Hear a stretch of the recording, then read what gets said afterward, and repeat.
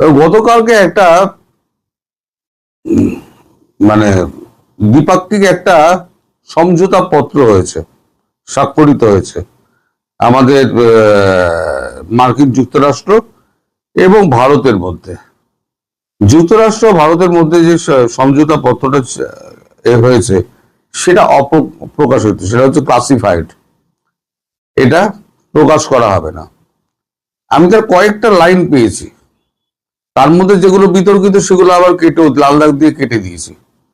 আমি দেখেই যাচ্ছি, যুক্তরাষ্ট্র ও ভারত কূটনৈতিকভাবে এমন একটি সমঝোতায় পৌঁছেছে যার মাধ্যমে বাংলাদেশের সাবেক প্রধানমন্ত্রী শেখ হাসিনার নিরাপদে দেশে ফেরার সুযোগ তৈরি করা হতে পারে। একই সঙ্গে তার মৃত্যুদণ্ড এবং অন্যান্য সাজা অন্তত 1 বছরের জন্য স্থগিত রাখার বিষয়েও সমঝোতা হয়েছে বলে সূত্রের দাবি। গত 2 সপ্তাহে যুক্তরাষ্ট্র ও ভারতের কর্মকর্তারা বাংলাদেশ সরকারের জ্যেষ্ঠ সদস্যদের, যার মধ্যে প্রধানমন্ত্রী তারেক রহমানও রয়েছে, বিষয়টি জানিয়েছেন এবং ঢাকার সহযোগিতা চেয়েছেন বলে উল্লেখ করা হয়েছে। ভারত শেখ হাসিনার দেশে ফেরা ও তার নিরাপত্তার বিষয়টিকে নিজেদের জাতীয় নিরাপত্তার স্বার্থের সঙ্গে সংশ্লিষ্ট বিষয় হিসেবে বিবেচনা করছে বলে দাবি করা হয়েছে।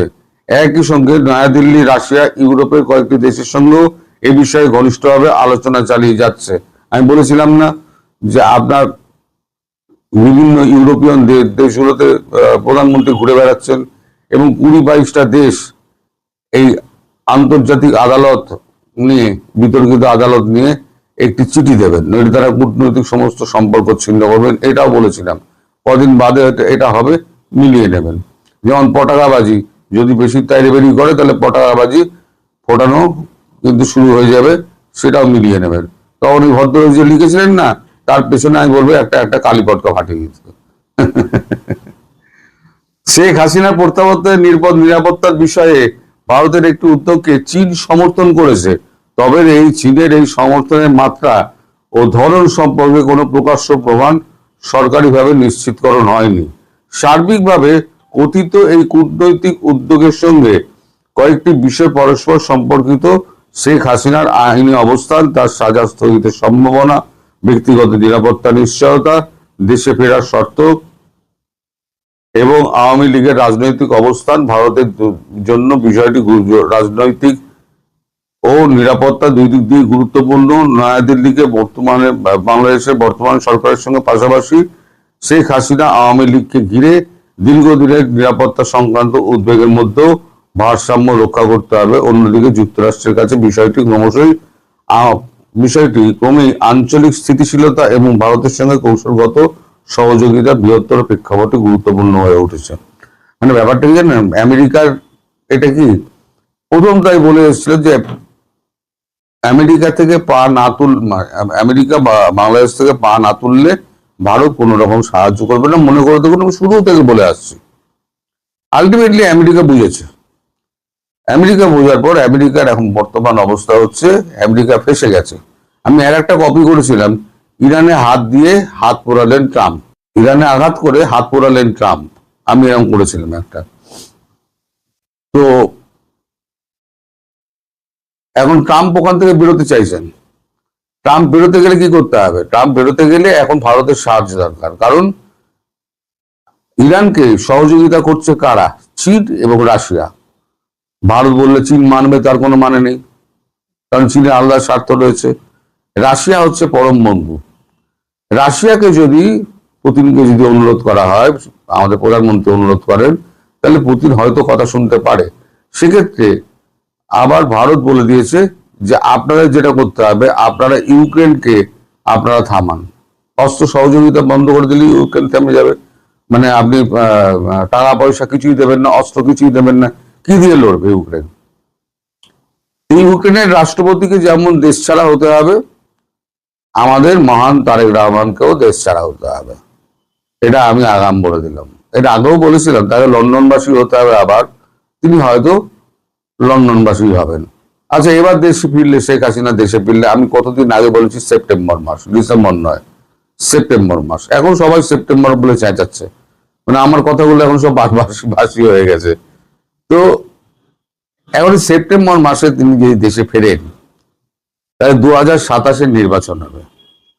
আর 2027 নির্বাচন এলো, বুঝতেই পারছেন কি হবে। তার আগে তারেক রহমান তাকে একটা সসম্মানে নিষ্কৃতি দেওয়া হবে, মানে সেফ এক্সিট, সসম্মান নিষ্কৃতি দেওয়া হবে, তিনি বেরিয়ে যান। এবার নির্বাচনে সবাই অংশগ্রহণ করলো। তারেক রহমান যদি জেতেন আবার দেশে ফিরে আসবেন, দেশে ফিরে এসে তিনি আবার শাসন ব্যবস্থা গ্রহণ করবেন। কিন্তু বর্তমানে দেশের যে অবস্থা এই বিদ্যুৎ নিয়ে, আর তার যা নাম হয়েছে কি খাম্বা না কি একটা দাম্বা কি একটা নাম হয়েছে, তো সেই নাম তিনি এখন পরিচিত হয়ে গেছেন। ফলে ওনাকে আর নির্বাচনে জিতিয়ে আনার আমার মনে হয় না আমাদের দেশের যে বাংলাদেশের যে মানুষের তারা তো উৎসাহ থাকবে। ফলে শেখ হাসিনা হচ্ছেন একমাত্র বিকল্প এবং একমাত্র বিকল্প। সেক্ষেত্রে নির্বাচন হলে পরে তিনি একদম অধিকাংশ সিটগুলোতে তিনি চলে আসবেন। আর বাকি রইল আপনার জামায়াত, এনসিপি, আর ধরুন বিএনপির ওপরে খুব একটা অত্যাচার খুব একটা হবে না। অত্যাচার যেটা হবে সেটা হচ্ছে ওই এনসিপি গুলোর উপরে আর জামাতের উপর। জামাত তো পালিয়ে যাবে, জামাত কেউ একটা থাকবে না। জাতীয় পার্টি যোগ দেবে, নির্বাচনে যোগ দেবে, যেমন সহযোগী দল ছিল সেই সহযোগী দল হিসেবেই যোগ দেবে। বিএনপির খুব একটা সমস্যা নেই, মরবে হচ্ছে গিয়ে এই জামাত এবং এনসিপি। জামাত তো অর্ধেক পালিয়ে যাবে, ধরে সমুদ্রে ঝাঁপ দেবে, দুটোর একটা। এই যে আমি কথাগুলো বলছি না, আজকে হয়তো আপনাদের কাছে আবার অবিশ্বাস্য লাগতে পারে, কিন্তু ভবিষ্যতে আবার 1 মাস বাদে দেখবেন যে এগুলো আবার নতুন করে আমার কথাগুলো ফলছে। আমি আগে বলে দিই, এটাই হচ্ছে আমার দোষ, চেপে রাখতে পারি না, বলে দিই, মুখ ফসকে যায়, বলে দিই। তো যাই হোক, তারেক রহমান আসছেন কি আসছেন না তাও এখনো বোঝা যাচ্ছে না। এলে তিনি অন্তত 10টা রাষ্ট্রনেতার সঙ্গে আলাপ করতে পারতেন, কিন্তু নিজের দলের একই খবর, অবস্থা খারাপ, দেশের মানুষ খেপে আছে বিদ্যুৎ নিয়ে, তারপর আরো খেপাবেন কিনা ভারতে এসে, সে ব্যাপারটাই তাকে নিয়ে চিন্তায় ফেলেছে। ফলে তিনি আর ওই পথে হাঁটবেন বলে আমার মনে হয় না। তিনি হয়তো ভারতবর্ষে আসবেন না, হয়তো একাকী দেখা করার জন্য হয়তো প্রধানমন্ত্রীর সঙ্গে আগস্টে দেখা করার কথা শোনা যাচ্ছে, কিন্তু আমি বিশ্বাস করি না তারেক রহমান প্রধানমন্ত্রী মোদীর সঙ্গে দেখা করতে আসবেন, আমি বিশ্বাস করি না। যখন যদি হয় তাহলে আমি বলবো যে আমি ভুল বলেছি, আমি বিশ্বাস করি না।